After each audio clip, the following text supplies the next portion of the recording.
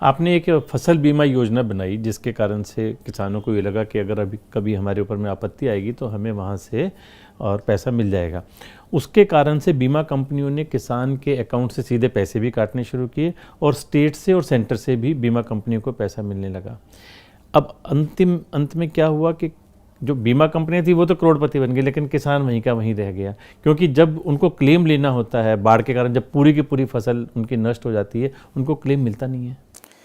ऐसा है कि सरकार की तरफ से किसान के आपदा आए, इसके लिए जब उसके ऊपर कोई ऐसा वज्रपात हो जाए तो उस समय किसान को सहायता मिले, इसके लिए हमारे प्रधानमंत्री जी, पूर्व प्रधानमंत्री स्वर्गीय अटल बिहारी जी वाजपेयी जी ने ये योजना प्रारंभ की थी, जिसके अंदर किसानों को लिए क्लेम मिले, किसानों का बीमा हो। पहले कभी किसान का बीमा भी नहीं होता था,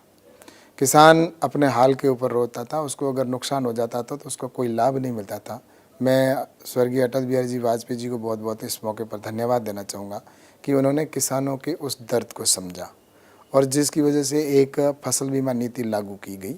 और उसके बाद में हमारे प्रधानमंत्री माननीय नरेंद्र मोदी जी ने नई फसल बीमा नीति लागू की, जिसके अंदर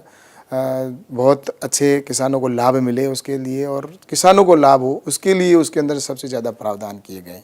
10 साल दुर्भाग्य से जो सरकार बीच में रही थी, उन्होंने अगर काम किया होता उस पर, तो मैं सोचता हूँ कि उनको, किसानों को और उस बीच में ज़्यादा लाभ मिलता। लेकिन सरकार की ओर से हमेशा किसानों के लाभ के लिए योजना बनती है, और